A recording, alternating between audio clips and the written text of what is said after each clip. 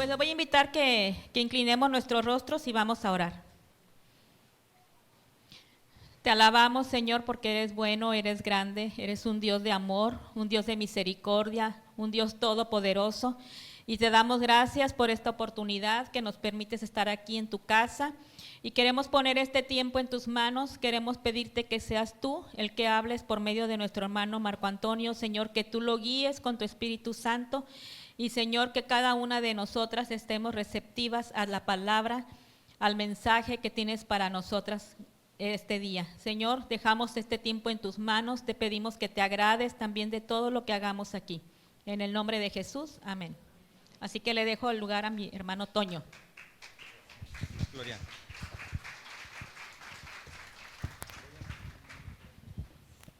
Para quien lea. Muy bien.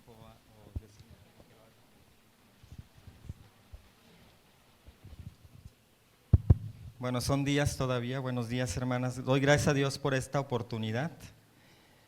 A mí me da mucho gusto estar con ustedes y sobre todo hablar de temas importantes que a veces no tratamos en la iglesia o no tan a detalle. Doy gracias a Dios por el tiempo que ustedes disponen. Yo sé que dejaron de hacer cosas. Es sábado, está soleado, a lo mejor tenían que lavar, pero bueno, ahora sí que como dice la Biblia, han escogido la mejor parte, que es escuchar la palabra de nuestro Dios y estar expectantes de lo que Él tiene para hacer en nuestra vida y en nuestro corazón, porque de eso se trata la vida cristiana, ¿sí? De cambiar cada día para vivir conforme a la voluntad de nuestro Dios. Hace algunos meses tuvimos la oportunidad de participar del taller llamado La Amargura, ¿sí? No sé cuántas estuvieron, pero voy a dar un repaso, porque de alguna forma lo que vamos a ver hoy es como que la continuación o la segunda parte de aquel taller que vimos, ¿sí? Vamos a ver las diapositivas, no sé si el pastor las avanza o yo le doy, ok. Bueno, entonces hablamos hace algunos meses acerca de este tema, la amargura, ¿verdad? Y la definimos, bueno, comentábamos que todos los seres vivos, ya sea el ser humano, los animales y las plantas, siguen este proceso, ¿sí? Ya estamos vivos, pero si estamos sanos, al mismo tiempo vamos a crecer y madurar y dar fruto, y esto aplica para un caballo, para un perro, para una planta, pero también para los humanos, incluso para los cristianos. Jesús dijo que estamos llamados a dar fruto, y no nada más fruto, sino mucho fruto, pero ese fruto va a llegar si estamos vivos. Dice la Biblia que Él nos llamó de muerte a vida, nos rescató de nuestros pecados y delitos y nos dio vida juntamente con Cristo, pero aparte nos quiere sanos, y solamente así vamos a crecer, vamos a madurar y vamos a dar fruto. Muchos cristianos no dan fruto porque están enfermos, porque no están sanos, y para eso estamos aquí, para sanar de acuerdo con la palabra de nuestro Dios. Bueno, y una de esas enfermedades que a veces padecemos los cristianos es la amargura. Y definíamos la amargura como algo fuerte y pesado que se siente hasta lo más profundo de nuestro corazón. Es como un veneno que daña el corazón y el alma. Y veíamos ahí que la amargura se refleja en el rostro, en dos cosas básicamente, en el rostro y en las palabras que salen de la persona, que son palabras que dañan, palabras que llevan veneno, porque eso es la amargura, es como un veneno en nuestro corazón. Y de la abundancia del corazón habla la boca. Y si hay amargura en nuestro corazón, nuestras palabras van a ser amargas, ¿sí? Si a alguien le interesa este material, yo se los puedo pasar sin ningún problema, ¿sí? Bueno, generalmente las personas amargadas fruncen el ceño. ¿Han visto? A veces se forman dos rayitas aquí hay personas que están acostumbradas desde que se levantan, andan ya así como que con cara de pocos amigos, ¿sí? A ver, ¿saben fruncir el ceño? A veces lo fruncimos también por el sol, no precisamente porque estemos amargados, ¿verdad? A veces por el sol, ¿verdad? Pero también una persona amargada lo demuestra con sus palabras. Y vaya que hay palabras que destruyen, que lastiman, que hieren. Y en la En el taller pasado, en la primera parte, yo olvidé mencionar algo del material y hay 6 palabras con las que debemos tener mucho cuidado, que las debemos utilizar con mucho cuidado. Dentro de su material, al final hay una hoja blanca por si quieren tomar nota de lo que no viene en su bosquejo, ¿sí? Y vamos a ver que hay 6 palabras que debemos utilizar con mucho cuidado, ¿sí? Y que generalmente una persona amargada las utiliza para dañar, ¿sí? Son la palabra todo y nada, todos y nadie, siempre y nunca. Palabras que debemos utilizar con mucho cuidado, ¿sí? Les voy a poner algunos ejemplos si ya tomaron nota. Por ejemplo, un amargado dice, voy a irme a estas. Todo mundo sabe que tú eres un bueno para nada. Así habla un amargado, ¿sí? Son palabras tajantes, determinantes, ¿sí? Es que todos están en contra del pastor, nadie lo quiere, ¿sí? Así habla un amargado. Utiliza estas palabras para hacer daño, ¿sí? La próxima vez que las utilicemos vamos a tener mucho cuidado porque de una forma malintencionada pueden causar daño, ¿sí? Bueno, una persona amargada se nota en el rostro y en las palabras. Vimos también, bueno, dice, tus palabras muestran lo que hay en tu corazón, lo que les decía hace un rato, de la abundancia del corazón habla la boca. La amargura en sí no es pecado. Todos tenemos derecho en un momento dado a tener arranques así como que de amargura, ¿sí? Pero la amargura se convierte en pecado cuando es algo habitual, algo crónico, algo de todos los días y permitimos que eche raíces ¿en dónde? En nuestro corazón. Y yo utilizo una frase que dice que nos estacionamos en la amargura. Hacemos de la amargura un estilo de vida. Y al respecto, Hebreos 12:15 dice, mirad bien, no sea que alguno deje de alcanzar ¿qué? La gracia de Dios, el favor de Dios, ¿sí? Que brotando alguna raíz de amargura le estorbe y por ella muchos sean contaminados. La amargura no solamente daña a la persona amargada, sino también a los que están a su alrededor. Hasta se siente el ambiente así tenso cuando hay una persona en amargura, ¿sí? Bueno, esto es solamente un repaso. La amargura se origina cuando venimos de alguna experiencia de enojo, de envidia, de frustración, de pérdida o de tristeza, y para eso vimos algunos ejemplos bíblicos. Vimos el caso de Noemí. ¿Qué perdió Noemí? A su esposo, a sus hijos, y regresó a Belén y le decía a la gente, no, ya no me digan Noemí, díganme Mara, ahora me llamo Mara, porque gran amargura me ha puesto Dios, ¿sí?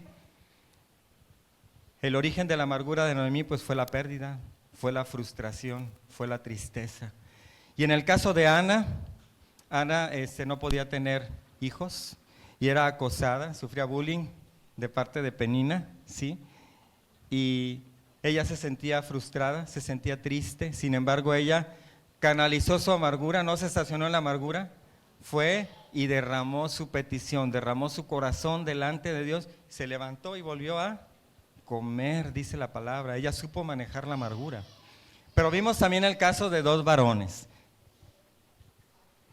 Asaf, ¿cuál era el motivo de la amargura de Asaf? Resulta que él tenía envidia, porque parecía que a los impíos les iba mejor que a los justos, ¿sí?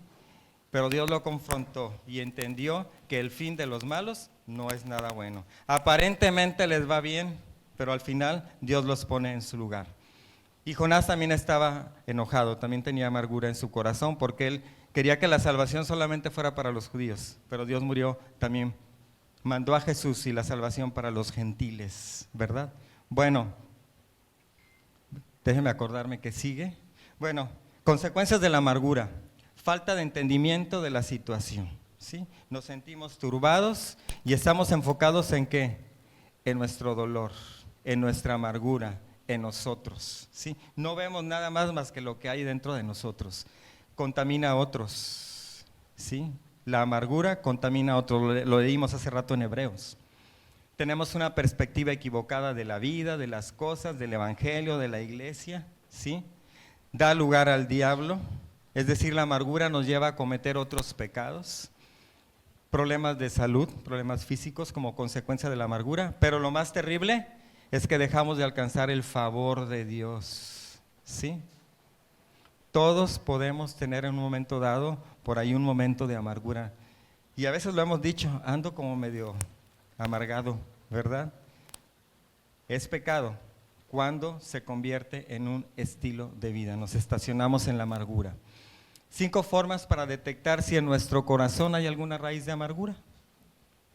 Nos preguntamos, ¿tengo el hábito de recordar las heridas? Una persona amargada recuerda las heridas constantemente. No, es que tú no sabes lo que me hizo mi tía. Hace como 20 años, pero no se me olvida. Ajá. Una persona, hasta con lujo de detalles, recuerda las heridas. Fue en tal fecha, en tal lugar, y estábamos, y me dijo, y le dije, y lo siguen contando como si hubiera sido ayer. ¿Sí? Esa es una persona amargada. Pero hoy no vinieron, ¿sí? No las invitamos. Número 2, ¿está mi boca fuera de control? Número 3, ¿estoy enfermo? ¿Es posible que esa enfermedad tenga como origen amargura, una raíz de amargura en nuestro corazón? 4, ¿hay amargura cerca de mí? ¿Convivo todos los días con una persona amargada? Hay personas que no estaban amargadas, pero de convivir todos los días con alguien, ya se contagiaron. Hay un libro que se llama La amargura, el pecado más contagioso, ¿sí? Y número 5, ¿me aíslo por temor a ser lastimado? La buena noticia es que hay solución para la amargura, y eso es lo que nos tiene hoy aquí en este lugar. Y esa solución, ese antídoto, ese único remedio para la amargura es el perdón. Una definición de amargura es esta, es la falta de perdón.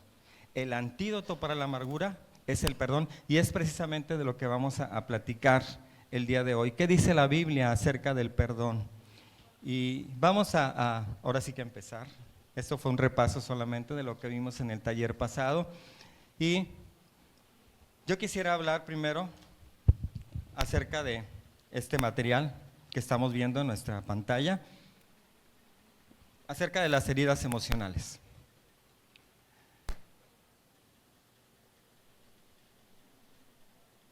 Hace rato les decía que para poder dar fruto, para poder crecer, madurar y dar fruto, necesitamos estar vivos y sanos. Ya estamos vivos porque tenemos vida en Jesús, ¿sí? Pero también Dios nos quiere sanos. Sin embargo, es una realidad que dentro de nuestras congregaciones y de nuestras iglesias sabemos personas que venimos acarreando alguna herida emocional, ¿sí? Recientemente he tenido la oportunidad de tener contacto con una institución que se dedica a rehabilitar a personas adictas al alcohol, pero también a las drogas.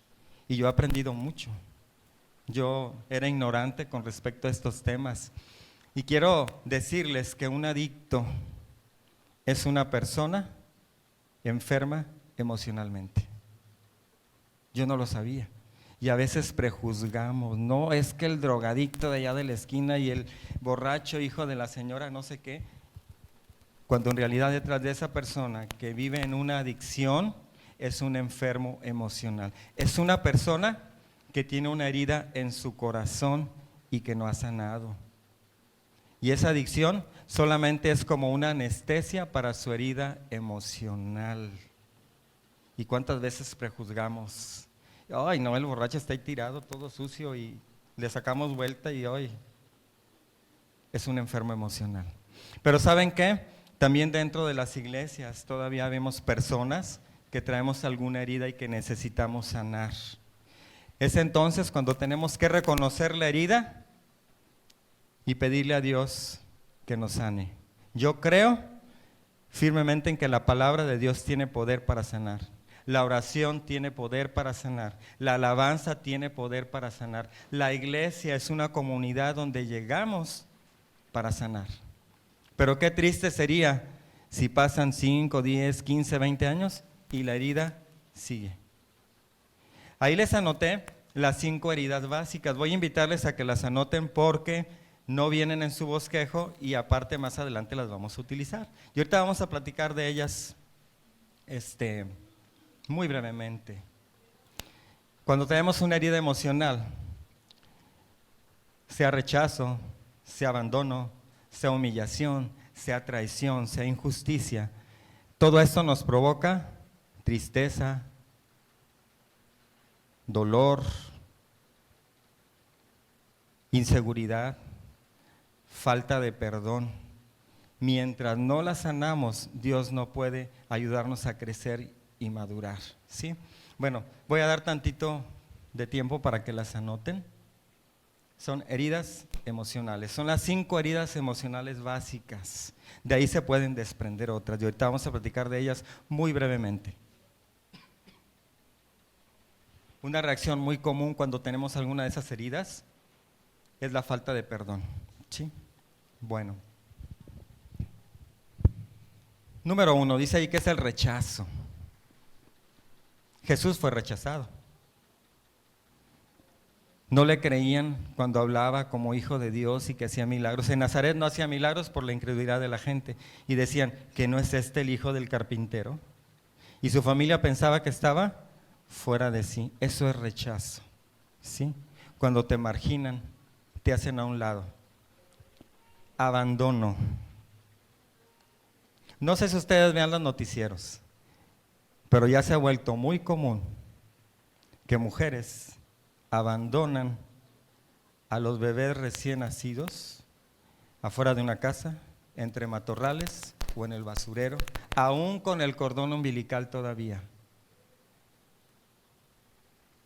Si ese niño sobrevive, ese bebé sobrevive, ¿quién le va a explicar o quién le va a sanar de ese abandono, de ese rechazo y de esa humillación que vive? Ahí se juntan 3 heridas emocionales, ¿se dan cuenta?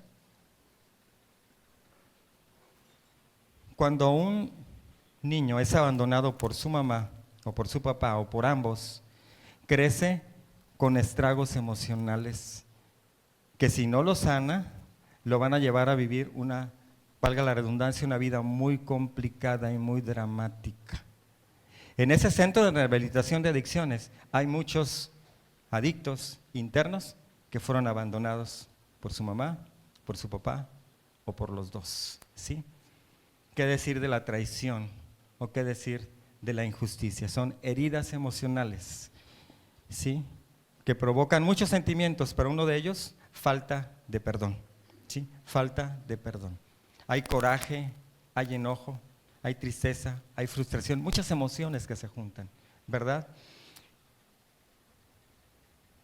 Al enemigo le conviene que la iglesia no sane, ¿sí? Que la iglesia esté enferma, que la iglesia tenga poco poder, ¿sí?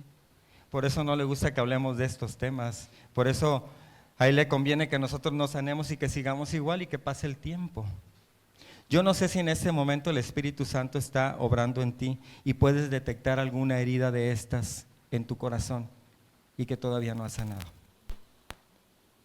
Repito, la palabra de Dios tiene el poder, la oración, la iglesia y la alabanza para sanar un corazón por más roto y por más herido que esté, porque Él vino a sanar a los quebrantados de corazón, dijo Jesús, ¿sí? Entonces, vamos a ver qué es el perdón, ¿sí?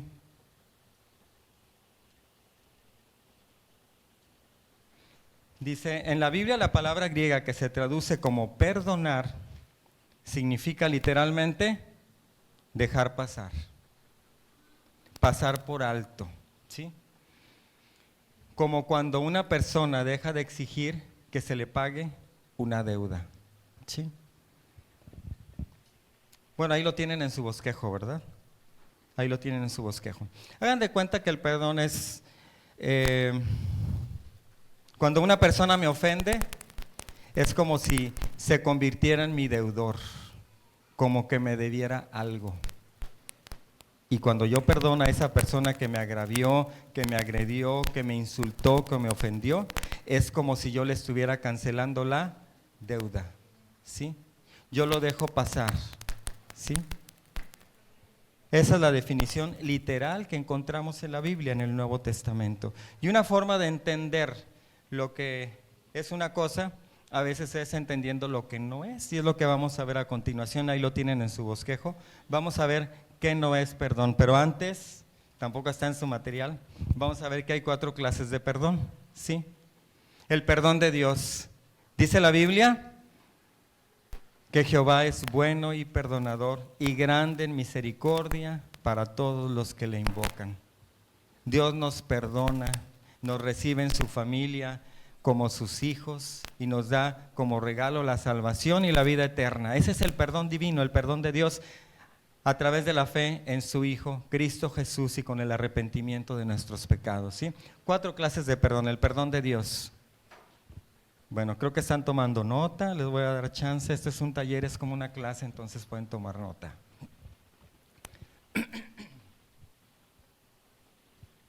Pero les platico además que hay otro concepto que es el perdón a Dios. ¿Saben ustedes que hay personas que culpan a Dios de las circunstancias trágicas, dramáticas, difíciles que les ha tocado vivir?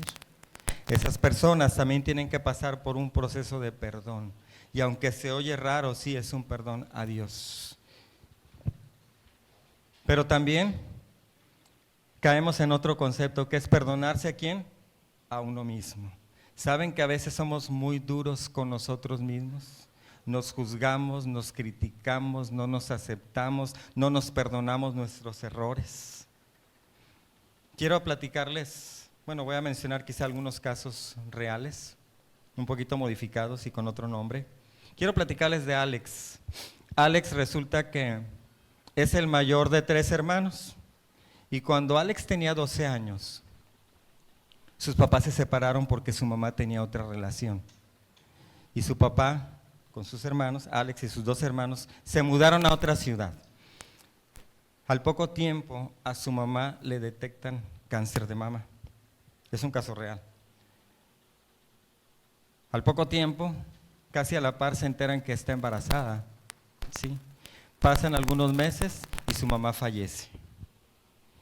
Hasta la fecha, han pasado 14 años. Alex se siente culpable y no se perdona a sí mismo porque dice que él como hijo mayor debió haber acompañado a su mamá en ese proceso doloroso que le tocó vivir. Muchas veces hay circunstancias de nosotros que debemos perdonarnos, ¿sí? A veces somos muy duros como nosotros mismos, ¿sí? A veces tenemos remordimientos y nos recriminamos y debemos desarrollar 2 cosas, el amor a nosotros mismos y el perdón a nosotros mismos, pero ese es tema de otro taller. Y lo que hoy nos ocupa es perdonar a otros. De estas 4 clases de perdón, hoy nos vamos a enfocar nada más en perdonar a otros, ¿sí? Hablar acerca del perdón de Dios es un tema muy bonito y muy amplio, pero hoy nos vamos a enfocar en el perdón a otros. ¿Qué no es el perdón? ¿Qué no es el perdón? Dice aquí, eso está en su bosquejo, que el amor no es un asunto de emociones, ¿sí? Es decir, yo no voy a esperar a sentir algo para perdonar. Yo no voy a esperar a que me nazca para perdonar. Yo no lo voy a pensar. Yo lo debo hacer, como lo vamos a ver más adelante, porque Dios me lo ordena y porque Dios me perdonó. Y en esa medida yo también debo perdonar. Entonces el perdón no es un asunto de emociones, ¿sí? Número 2, el perdón no es aprobar la ofensa, ¿sí? El perdón no consiste en aprobar la ofensa. ¿Saben ustedes que a veces hay un concepto por ahí que se llama racionalizar, ¿sí? Es un mecanismo de defensa. Se los voy a explicar bien fácil. Vamos a suponer que una persona a mí me ofendió, me hizo algo malo. Y yo empiezo a justificar a esa persona y digo, no, pues igual y tiene razón con lo que me dijo y con lo que me hizo y me lo merezco. Hay muchas mujeres que aceptan el maltrato y las ofensas de su esposo porque piensan que es normal. Para eso son su esposa, ¿sí? Hay muchas parejas jóvenes de novios que aceptan maltratos porque lo ven como algo normal, lo racionalizan, ¿sí? Una amiga me contaba Dice, no, mi hijo, dice, le lleva la ropa sucia a su novia para que se la lave y se la planche para salir con otra. Y ella sabe y no dice nada. Ajá. El perdón no es aprobar la ofensa, es reconocer la ofensa y manejarla como tal, ¿sí? Número 3, no es actuar como si la persona no hubiera cometido la ofensa. No, hombre, no pasa nada, el corazón bien lastimado, bien roto y no pasa nada, no te preocupes. Si hay una ofensa debemos reconocerla, debemos señalarla y reconocer la herida que ha causado en nuestro corazón. 4, no es dejar que los demás se aprovechen de uno. A veces malinterpretamos en la vida cristiana el concepto de mansedumbre. Cuando Jesús dijo, aprended de mí que soy manso y humilde de corazón, y dejamos que todo el mundo haga con nosotros lo que quiera. ¿Sí? El perdón no es cuestión de debilidad. El perdón es cuestión de fortaleza, es de personas fuertes, de fortaleza espiritual. ¿Sí? El perdón no significa confiar nuevamente en el ofensor, ¿sí? No necesariamente se va a dar una reconciliación. Yo admiro mucho aquellos casos, por ejemplo, en padres que les matan a un hijo y que son padres cristianos y que a la luz de la palabra otorgan el perdón. Eso no implica que se van a hacer súper amigos de las personas que mataron a su hijo, ¿sí? Esos casos en los que una persona en estado de ebriedad, conduciendo un coche, mata a alguien y se otorga el perdón porque es lo que Dios nos manda, pero no necesariamente implica confiar, reconciliarse o entablar una amistad con el agresor, con el ofensor. Perdonar no es olvidar, ¿sí? En el ejemplo que les pongo de alguien en estado de ebriedad que atropella a alguien y qué tal si en ese accidente se pierde una pierna.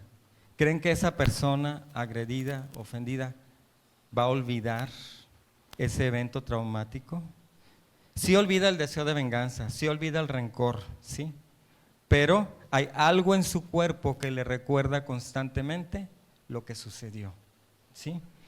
Perdonar no es olvidar. Número 7, perdonar no significa perdonar todo lo que nos haya parecido una ofensa. ¿A qué me refiero con esto?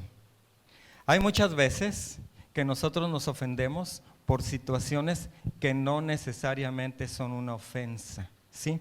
Y para esto alguien ha desarrollado un concepto que se llama el hábito de sentirse ofendido, ¿sí? Hay muchas veces, o hay personas muy vulnerables, así le llaman los psicólogos, personas que se sienten muy fácilmente, que constantemente andan ofendidos, inclusive por cosas que no son una ofensa, ¿sí? Les voy a poner algunos ejemplos. Algo muy común en nuestros días es que te mandé un mensaje y me dejaste en visto. Es algo muy de nuestros días. O resulta que hice una fiesta por mi cumpleaños, invité a Betty y fue y todo, pero luego me entero que Betty hizo una fiesta por su cumpleaños y no me invitó. Ajá. Y eso es imperdonable, ¿sí? Hay muchas situaciones que nosotros lo sentimos como ofensa, pero en realidad no lo es. Betty a lo mejor invitó nada más a su familia, a sus amistades más cercanas. Yo la invité de corazón y fue. Si ella no me invitó, sus razones tendrá y que Dios la bendiga. Sí. Pero a veces nos sentimos muy fácilmente ofendidos, agraviados, hasta decimos, es que es imperdonable, cuando en realidad eso no es una ofensa, ¿sí? A mí me ha pasado, a veces hacen despedidas de solteros y te aclaran, te vamos a invitar a la despedida, pero pues a la boda no. Hacer una fiesta cuesta mucho, yo lo entiendo, cuando somos maduros lo entendemos, ¿sí? Y a veces sí vamos a la despedida de solteros, pero no vamos a la boda porque no fuimos requeridos y no pasa nada, ¿sí? No pasa nada, pero muchas personas son muy sentidas y cualquier cosa la asumen como una ofensa cuando en realidad no lo es.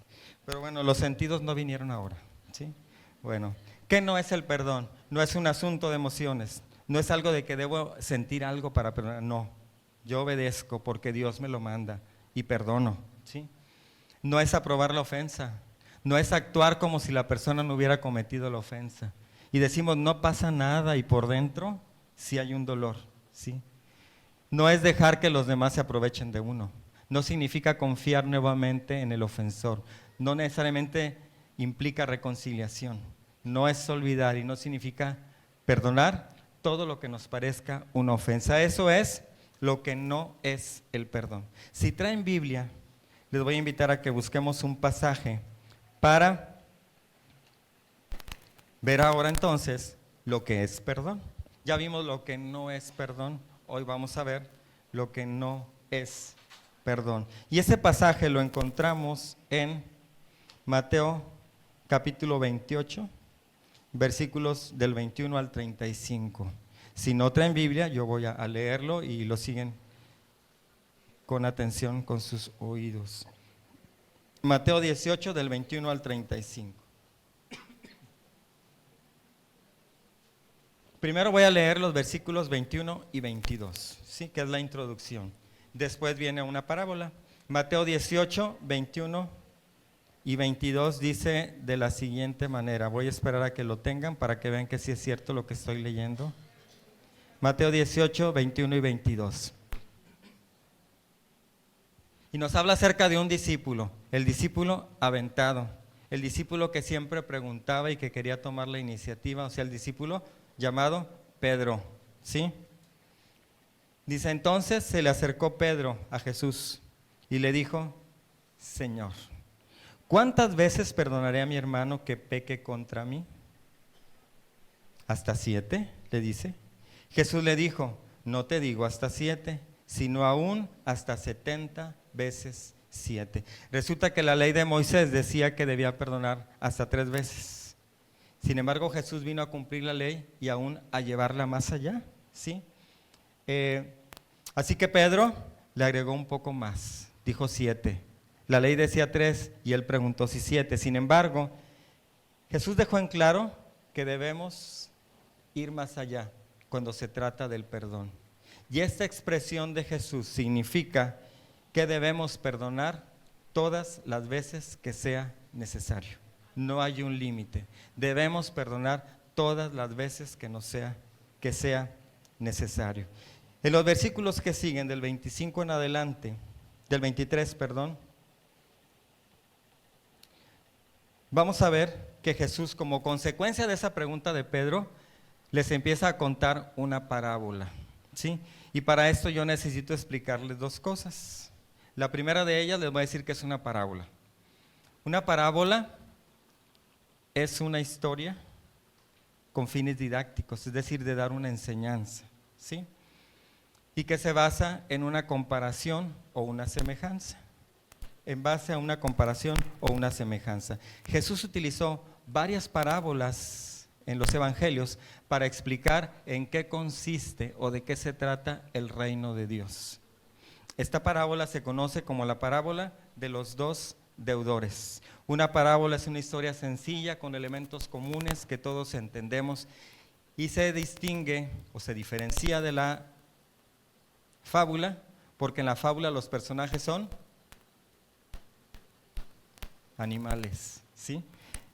Se parecen mucho la fábula y la parábola, nada más que en la fábula los personajes son animales y las dos tienen como propósito dejar una enseñanza o una moraleja en el caso de las fábulas. Vamos a leer esta parábola, pero antes también debo explicarles algo más. Esta parábola menciona 2 tipos de monedas, 2 unidades monetarias, ¿sí? Por un lado, el talento, ¿sí? El talento, que era una moneda que se había originado en Babilonia y que su equivalente en el Nuevo Testamento en plata era de 21.6 gramos de plata, el talento, ¿sí? 21.6 gramos de plata equivalente. Otra moneda que menciona esta parábola es el denario, ¿sí? El denario era una moneda también, pero romana, de plata, y equivalía a 3.5 gramos de plata, ¿sí? 21.6 el talento y 3.5 el denario. ¿Qué valía más? ¿El talento o el denario? El talento, 21.6 gramos de plata contra 3.5 del denario. Yo sé que ustedes son muy inteligentes y Nos estamos entendiendo muy bien, ¿sí? Bueno, dicho esto, ¿qué es una parábola? ¿Qué es un talento? ¿Y qué es un denario? Van a ver que vamos a entender la parábola. Dice del versículo 23 en adelante, estamos en Mateo 18. Mateo capítulo 18, el 23 en adelante. Y fíjense, todas las parábolas empiezan así. ¿Son dichas por quién? Por Jesús. ¿Dónde se encuentran? En los evangelios. Y empiezan diciendo, el reino de los cielos es semejante a. Acuérdense que una parábola enseña en base a una comparación. Dice, por lo cual, el reino de los cielos es semejante a un rey. ¿Ya se imaginaron al rey? El reino de los cielos es semejante a un rey que quiso hacer cuentas con sus siervos. Empezó a hacer cuentas para ver quién le debía y cuánto le debía. Y comenzando a hacer cuentas, le fue presentado uno que le debía 10,000 talentos. 10,000 talentos. Alguien que con su celular pueda multiplicar 10,000 por 21.6 para ver cuántos gramos de plata.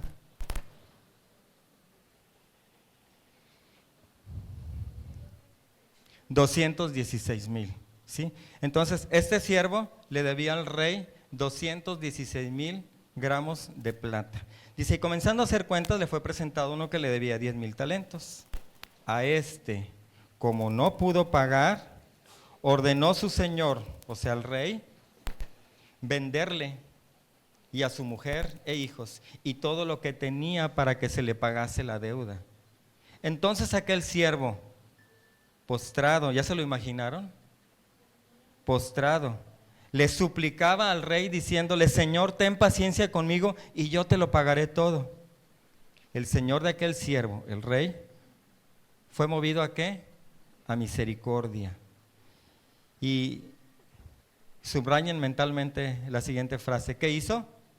Le soltó, ¿sí? Le soltó y le perdonó la deuda. Cuando nosotros perdonamos a alguien, lo soltamos, lo liberamos y que Dios lo bendiga. Pero yo quiero estar en paz con Dios y lo voy a perdonar porque el rencor, el resentimiento y la amargura no me hace nada bien a mí. Y al perdonar el daño que me hizo, estoy sanando una herida emocional. ¿Sí? El señor de aquel siervo, movido a misericordia, le soltó y le perdonó la deuda. Pero ¿qué pasa? Sigue la parábola.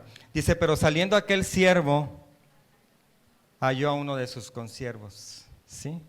Que le debía 100 denarios. Multiplicamos 100 por 3.5. ¿Perdón? 100 por 3.5, 3,500 contra 216,000. ¿Cuál deuda era mayor? Pues la primera y por mucho, una deuda mucho mayor. Entonces este siervo a quien el rey lo perdonó, sale después de que, híjole, ya me imagino que iba bien contento de la que me libré, ¿sí? Pero se encuentra uno que le debía bien poquito, ¿sí? Le debía 100 denarios. ¿Y qué hizo? Y haciendo de él, ya me quiero imaginar que lo agarró, así es tomar, agarrar, que dice, le ahogaba, diciendo, págame lo que me debes. Entonces su consiervo, postrándose a sus pies, le rogaba, diciendo, ten paciencia conmigo y yo te lo pagaré todo. Y dijo, sí, está bien, porque a mí me acaba de perdonar el rey y te voy a perdonar a ti también. No, dice, mas él no quiso, sino fue y le echó en la cárcel. El rey tuvo misericordia de él y él no tuvo misericordia del consiervo que le debía. ¿Se dan cuenta?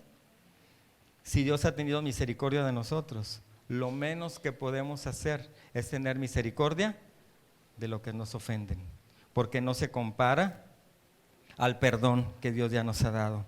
Mas él no quiso, sino fue y le echó en la cárcel hasta que pagase la deuda. Pero no falta por ahí alguien que estaba al pendiente. Dice, viendo los consiervos lo que pasaba, se entristecieron mucho. Y fueron y le dijeron al rey todo lo que había pasado. Entonces, llamándole su señor, le dijo, siervo malvado, toda aquella deuda te perdoné porque me rogaste. ¿No debías tú también tener misericordia de tu consiervo como yo tuve misericordia de ti? Entonces su señor, enojado, le entregó a los verdugos hasta que pagase todo lo que le debía. así también mi Padre Celestial hará con vosotros si no perdonáis de todo corazón cada uno a su hermano sus ofensas. ¿A quién representa el rey en esta parábola? A Dios. ¿Sí? Dios nos perdona y se olvida de nuestros pecados y nos da un lugar como sus hijos dentro de su familia.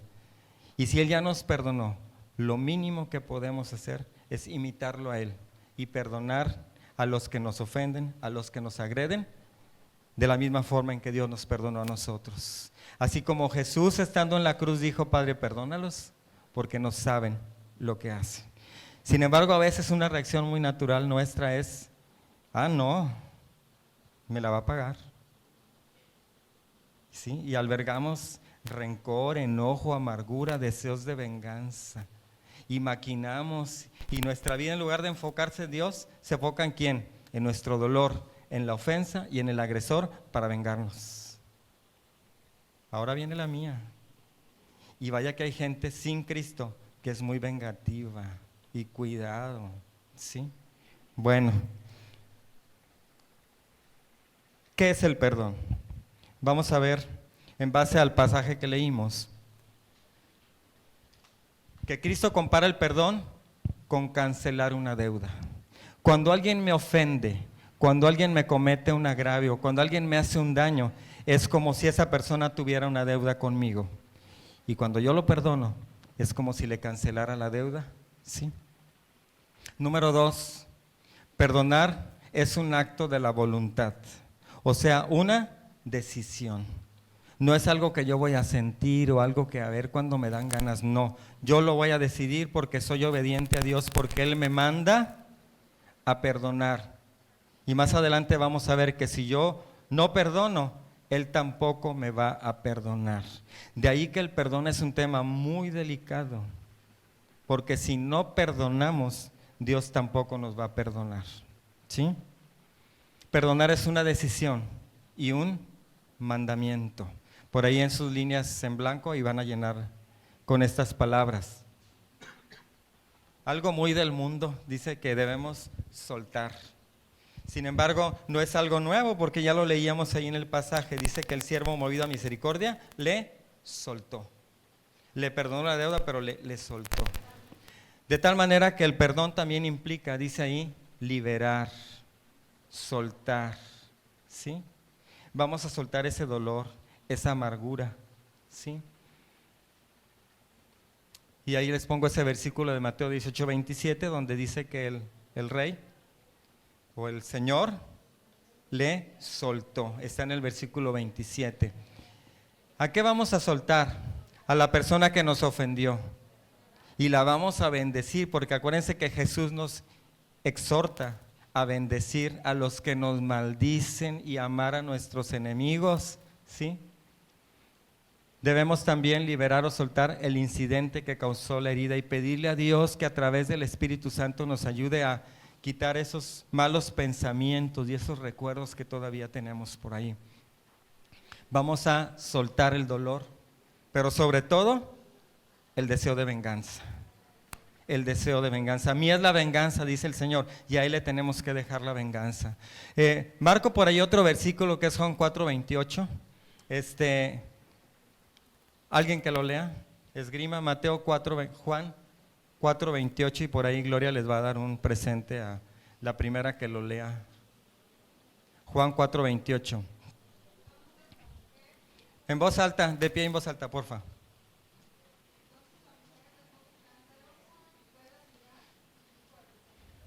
Muy bien. Y quizá alguien pueda decir, a lo mejor ya lo encontraron en su Biblia: oye, Toño, ese versículo nada que ver con el tema que estamos hablando. Ese pasaje habla de la mujer samaritana. Y después de esa plática que tuvo con Jesús, ¿qué dice por ahí, Jovita? Dice, dejó su cántaro y se fue a decir lo que Jesús le había dicho. El verbo que se utiliza ahí, en dejó su cántaro, es el mismo que se utiliza en Mateo 18:27, que tiene que ver con dejar, liberar, soltar. Por eso ahí les puse un globo ahí en la esquinita. Quizás esto es algo que se platica muy fácil, pero es difícil. dependiendo del tamaño de la ofensa y depende de quién nos haya ofendido. No es lo mismo que me ofenda el paletero que va por ahí a que me cause una herida emocional mi papá o mi mamá, ¿sí? Hay de heridas a heridas. Y este proceso de soltar y de perdonar cuesta. Y solamente Dios con su Espíritu Santo nos puede llevar a tomar la decisión valiente de perdonar, ¿sí? ¿Qué es el perdón? Cancelar una deuda. Es una decisión, es un mandamiento y tiene que ver con liberar y soltar algunas cosas. Bueno.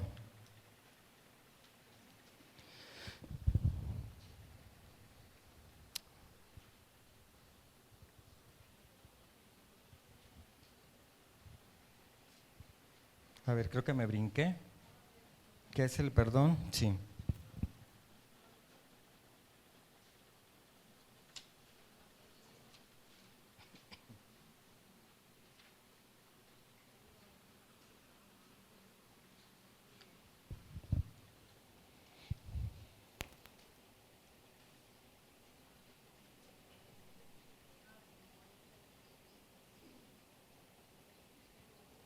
Creo que me faltó una lámina.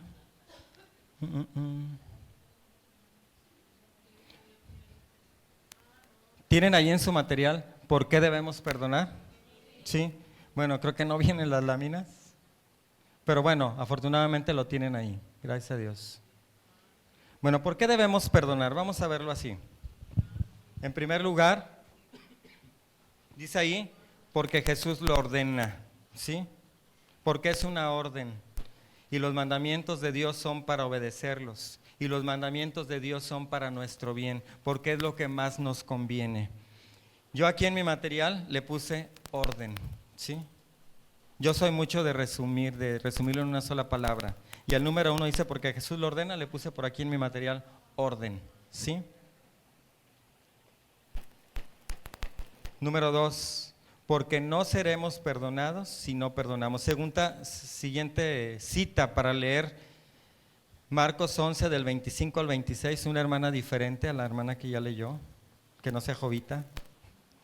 Marcos 11 del 25 al 26, y yo ahí resumí este punto número 2 como requisito, ¿sí?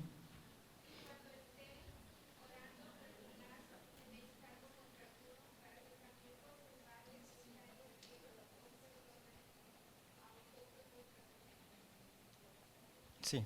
¿Y el 25? El 26, perdón.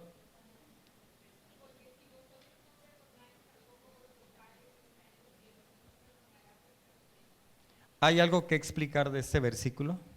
¿Hay algo que no se entienda? Más claro, ni el agua. Si tú no perdonas, tampoco Dios te va a perdonar. Dice otro pasaje, porque si estás orando y te acuerdas que tienes algo por ahí pendiente con un hermano, mejor párate ahí, porque si no Dios no va a escuchar tu oración. Así de sencillo.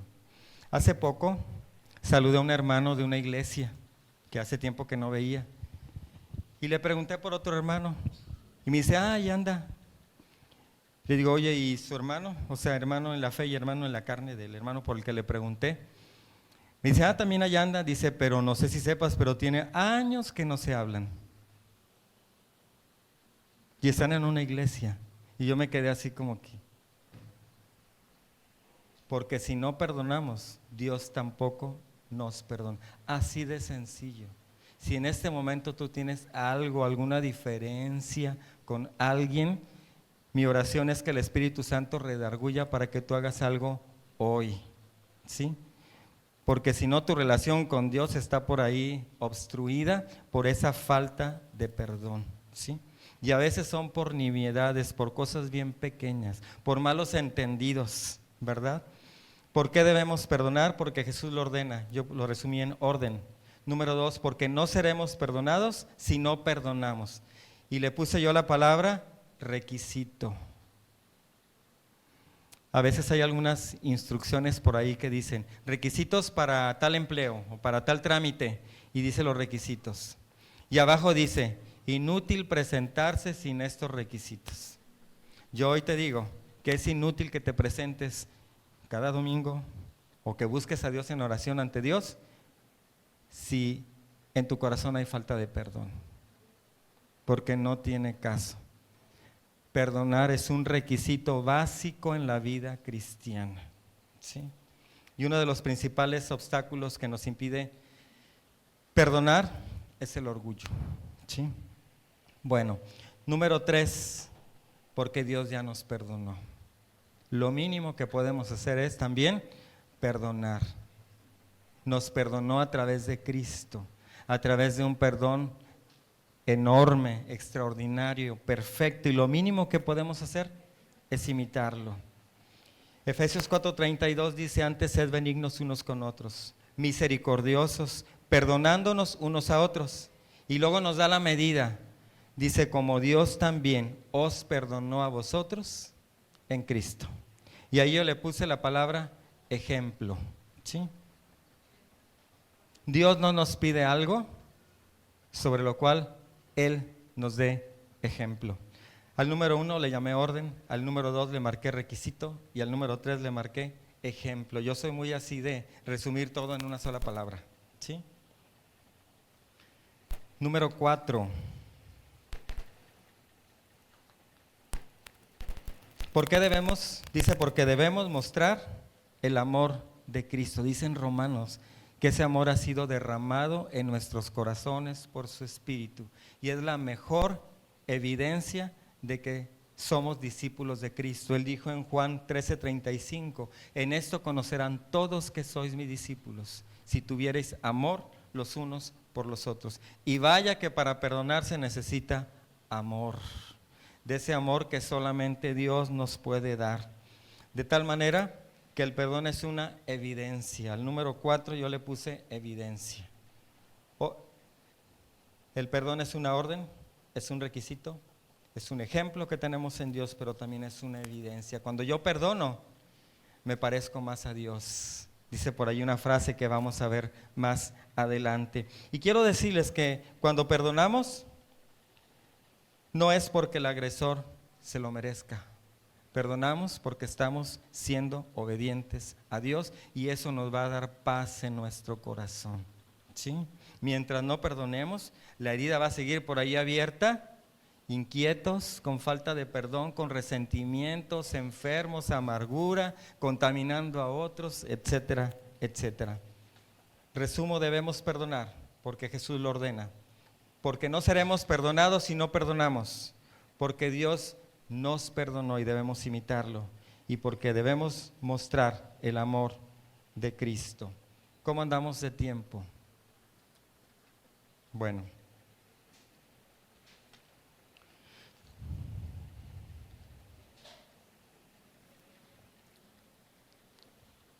yo creo que vamos a hacer una dinámica primero, ¿sí? Sí, vamos a hacer una dinámica. Ahí en sus hojas hay una hoja que dice, a ver, ya no me acuerdo cómo le puse. Esta. Descifra y escribe en la línea la palabra correcta, ¿sí?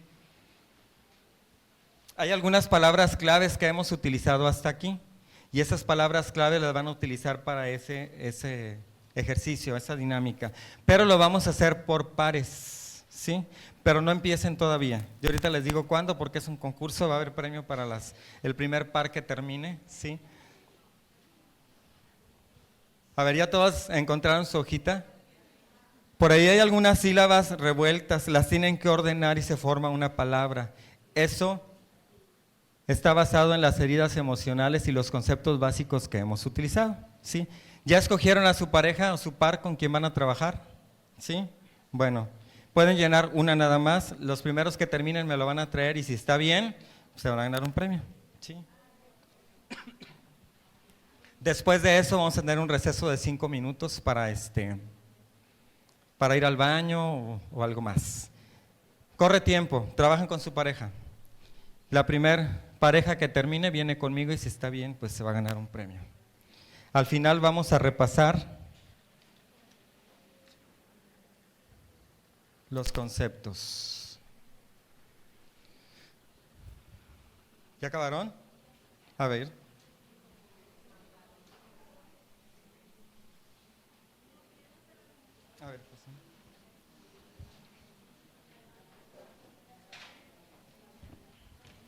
A ver, bueno. Una nada más, hermano. A ver, ya recibí 4. 3, perdón. Pues qué inteligentes salieron, ¿eh?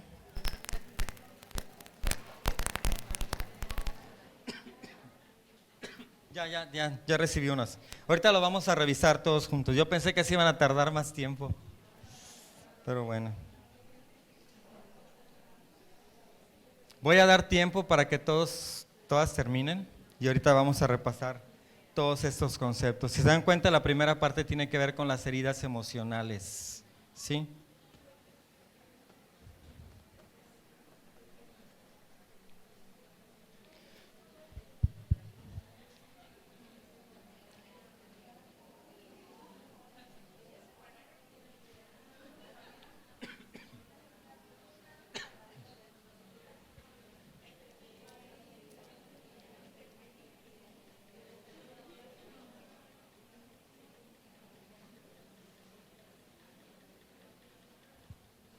¿Será que ya terminaron todas?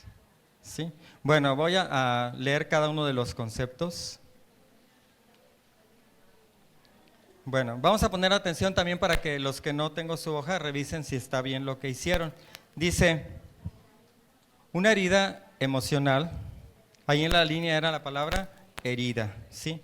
Una herida emocional es una secuela que nos deja una experiencia traumática, incómoda o desagradable que vivimos en el pasado, generalmente en la niñez, no necesariamente en la niñez, ¿sí? Después dice, el rechazo se refiere a aquella circunstancia en la cual una persona es excluida, es hecha a un lado, ¿sí? O marginada en forma deliberada de una relación social, provocándole mucho dolor. Dicen los que saben de esto que el rechazo duele tanto como el dolor físico, pero dura más, ¿sí? Está comprobado. El siguiente dice, el abandono se produce cuando un niño no recibe el cobijo, la atención o la protección que necesita y es tan grave como el maltrato. La siguiente dice, la humillación o también llamada menosprecio, es el sentimiento que invade a una persona cuando se percibe despreciado o denigrado por otra u otras personas. Al respecto, últimamente hemos vivido niveles de humillación de parte de los hombres para las mujeres que nunca se habían vivido, ¿sí? Hace tiempo llegó a la iglesia una mujer muy dañada por violencia verbal de parte de su esposo, que le decía cosas muy feas, muy desagradables. Y como él ya tenía otra relación, le decía, mira, compárate, ella sí tiene mundo, ella sí se viste bien, mírate en el espejo. Imagínense el tamaño de la herida emocional para esa mujer que llegó muy dañada a la iglesia. La humillación es el sentimiento que invade a una persona cuando se percibe despreciado o denigrado por otra u otras personas. La que sigue dice, la traición. Es el rompimiento de un pacto, una fidelidad o un compromiso con respecto a una persona que generalmente es o era de nuestra confianza y nos sentimos traicionados o defraudados. Son heridas emocionales. La injusticia es un acto que ocasiona un daño inmerecido y que viola los derechos de quien lo padece.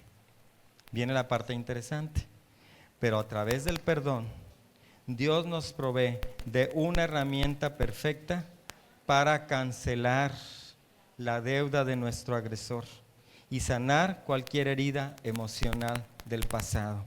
Esto Dios lo hace a través de su palabra, a través de la oración, a través de la consejería, a través de la alabanza y a través de congregarnos con otros hermanos. A la luz de la Biblia, perdonar es un mandamiento y un acto de obediencia a Dios que requiere tomar una decisión. Es mi oración que hoy tomemos decisiones importantes para nuestra vida.